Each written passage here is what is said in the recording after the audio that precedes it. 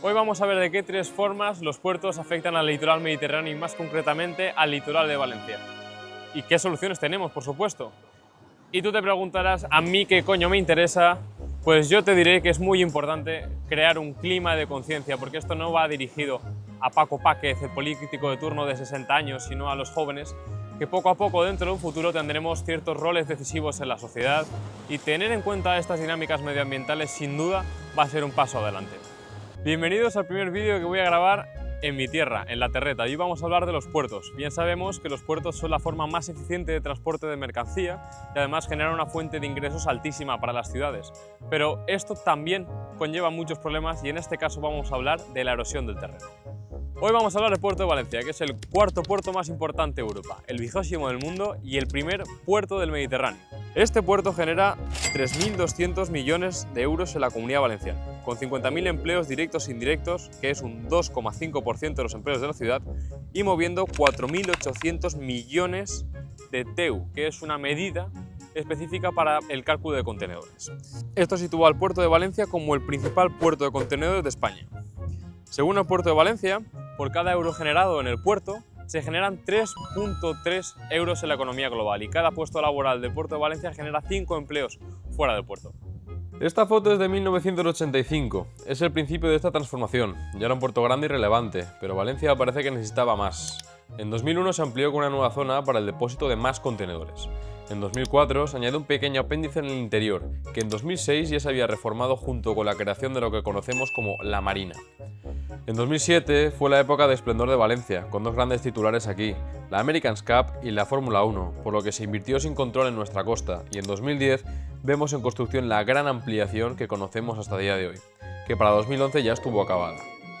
Y no fue hasta 12 años después donde pudimos ver una pequeña mejora en la última ampliación, que con toda la magnitud del puerto descubrió el problema de la pérdida de arena del sur de la ciudad. Aquí podemos apreciar cómo fueron las obras que rellenaron de arena el sur, pero nunca fue para reforzar la albufera, sino para contentar a bañistas y hoteles de la zona.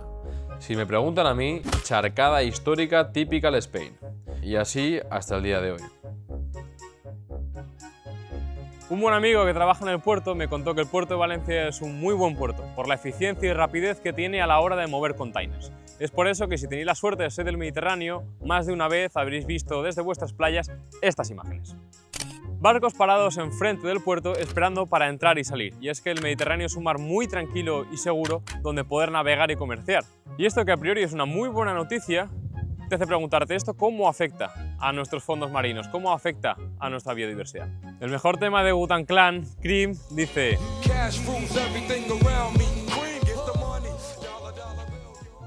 y es que cuando un negocio es tan lucrativo es muy sencillo que se silencien y se tapen ciertas problemáticas que estos propios negocios generan.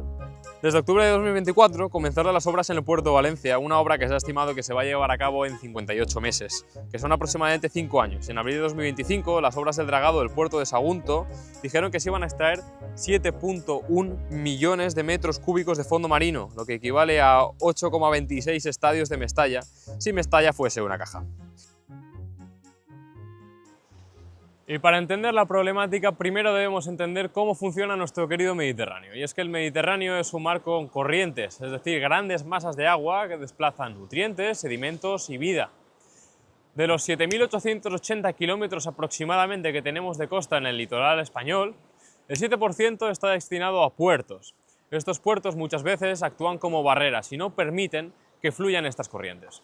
Aquí podemos ver cómo desde el estrecho de Gibraltar se alimenta todo el sistema de corrientes del Mediterráneo. Toda la masa de agua fría y menos salada del Atlántico, que al chocar con la Mediterránea, activa el movimiento de las corrientes. Una de estas ramificaciones sube por el Golfo de Valencia, que es la que provoca las nuevas corrientes alrededor. En el caso de Valencia podemos ver cómo genera una corriente descendente, norte-sur, que es la que protagoniza el vídeo de hoy, y esta corriente es detenida por los puertos. Como no podemos ver cómo afecta al puerto de Valencia desde la web, por lo que parece un bug, podemos utilizar el puerto de Sagunto, que nos servirá perfectamente, aunque con una escala mucho más reducida. En cuanto a la zona norte del puerto, para las playas de la Malvarrosa y de la Patacona está habiendo un aumento masivo de la arena, lo cual nos permite a los bañistas caminar decenas y decenas de metros sin hundirnos. Además, está aumentando la turbidez del agua, lo que está generando problemas en la vida marina, pues los fondos no reciben con tanta facilidad la luz del sol. Y no solamente la arena se estanca ahí, sino que también todos los vertidos del norte llegan ahí a estancarse, sin contar las veces que los canales de vertido residuales han reventado, los cuales han generado una playa con mezclas de aceite, plásticos y mierda, literalmente. Ahora estamos en la playa de la Malvarrosa. Esta de aquí es la zona norte del puerto y es la barrera que no permite que circule la arena hacia la zona sur, que es donde está la Albufera, que para los que venimos de la Terreta, que es así como llamamos a Valencia, es una de las zonas más importantes que tenemos, pues es la zona donde más y mejor se cultiva el arroz de nuestras paellas. La Albufera es una laguna costera con una media de 2 metros de profundidad. Prácticamente la podríamos cruzar andando. Antaño estaba alimentada principalmente por el río Turia, pero el uso del agua para otros destinos derivó que en la actualidad su caudal sea de aguas del río Júcar y de aguas residuales tratadas de la depuradora de Pinedo. La Albufera es pues de agua dulce y está conectada por unos pequeños canales con el mar y presenta unos muy bajos niveles de salinidad.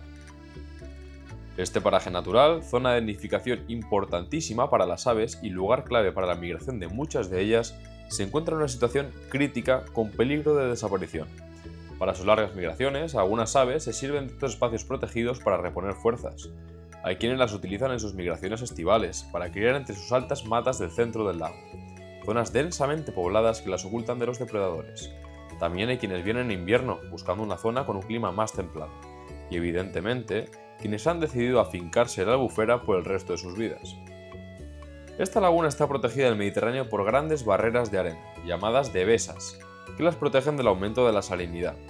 Pero al igual que la zona norte está acumulando arena, la zona sur está perdiendo grandes cantidades, generando un gran problema de la erosión del terreno. Las dunas de arena están desapareciendo y la salinidad de la Albufera está empezando a aumentar debido a la filtración de agua salada.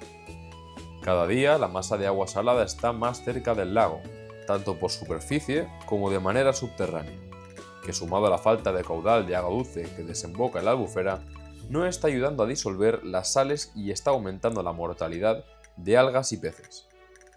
Y no solo esto afecta a la Albufera, los fondos marinos, que ganan profundidad por la pérdida de masa arenosa, están sujetos a sufrir una mayor profundidad de las praderas marinas, lugares que no recibirían la luz del sol suficiente como para permitir la fotosíntesis y mermarían los fondos marinos que pierden biodiversidad. Este problema de falta de arena ya se ha intentado solventar antes. En el pasado, con camiones se extrajo arena de la zona norte de Valencia y se llevó a la Albufera, pero este sistema es inconsistente, no se puede mantener a lo largo del tiempo. Al final los puertos, sobre todo los puertos tan masivos como estos, sí que suelen generar un gran problema medioambiental, como es lógico, pero hay que aprender a manejarlos porque son una fuente de ingresos súper importante para las ciudades. Esto bien lo sabían en la Golden Coast de Australia, que en el año 1986 dragaron un canal para generar un puerto interior. Ese puerto interior obviamente se iba rellenando de arena por las corrientes y no podían estar continuamente dragándolo porque ese mantenimiento lo bloquearía. ¿Qué decidieron hacer? Pues colocar unas canalizaciones por donde toda la arena que se iba entrando dentro de ese puerto se esparcía a muchas zonas de otras playas, rellenando así sus costas y sobre todo evitando la erosión del terreno para evitar problemas medioambientales y fortaleciendo las zonas turísticas, porque así no perdían las playas. El puerto de Valencia es el puerto que más contenedores acoge de toda España. Tal vez una solución más inteligente sería desviar toda esta cantidad de contenedores a los puertos que tenemos en todo el litoral mediterráneo, como es el puerto de Barcelona, Castellón, Sagunto, Alicante, Gandía, Almería o Málaga.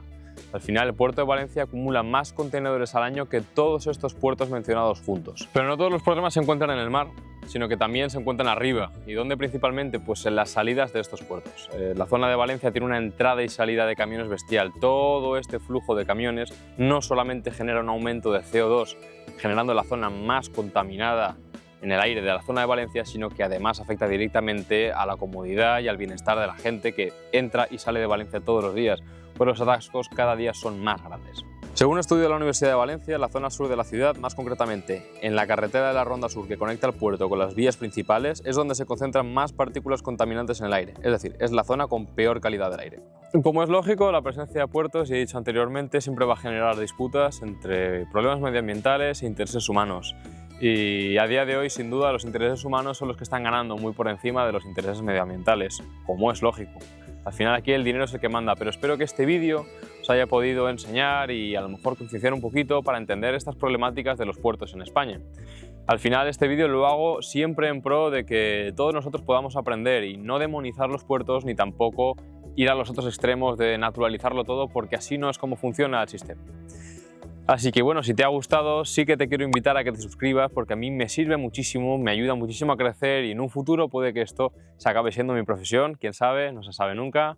Así que nada, y si le dejas un like, le darás más interacción, harás que el vídeo lo vea más gente y si lo compartes ya sería maravilloso. Así que muchísimas gracias por verlo, un saludo a todos.